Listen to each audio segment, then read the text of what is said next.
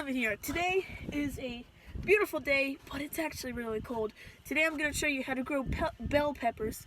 First thing you're going to need to do, this is usually what you're left over after you got them at the store. You're going to need to scrape out all the seeds into a pile, and then you're going to need to get a small container like this. Poke a hole into it that's as deep as your index nail. Drop the seeds in, water them every day. And in a few weeks, you're going to have these.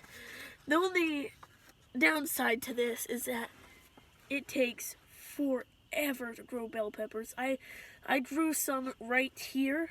I grew some bell peppers right here, and in a couple of months, it was only like that big. They take a long time. So, sorry for the short video. I am actually not feeling well today. So, if you have any ideas, any more tips for gardening, please text them to me in the Please tell them to me in the comment section down below. Don't forget to like and subscribe.